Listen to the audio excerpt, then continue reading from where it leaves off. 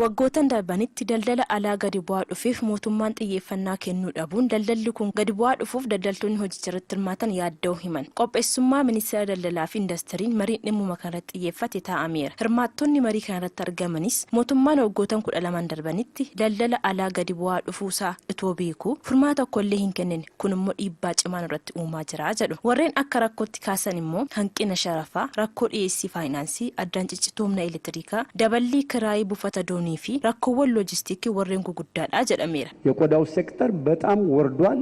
ከ10 እና ከ5% በታች ነው። Sektarri gogaa baay'ee gad bu'eera. Harka 10 fi 5 gad ta'eera.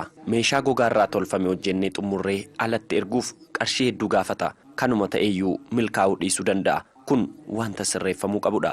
Karaa kan biraan immoo oomishawwan tokko tokko gatiin achitti ergamuu fi biyya keessatti daldalan wal madaaluu dhiisuun rakkoo guddaadha jedhameera. Fakkeenyaaf gatiin foon kiloogiraama tokko gatii addunyaan doolaara 3 hanga 4 yoo ta'u biyya keessatti garuu doolaara 10dha. Ministeerri deetaan ministeera daldalaa fi industirii obbo Takkaa Gabrayesus mootummaa rakkoo mudatee furuuf warreen damee kanarratti bobba'an waliin yeroo garaagaraatti mari'achuu himeera. ቀጣይ አቅጣጫው ምንድነው? ኤክስፖርቱ ራሱ ምንመራበት ሰነድ መኖር አለበት ብለን kallattiin itti aanu sanada alergiitiin ergamu qopheessuudha. Inni kan biraan ammoo hanga ammaa akkamitti alergiin kan adeemsifamaa ture hanqinni jiru maalidha?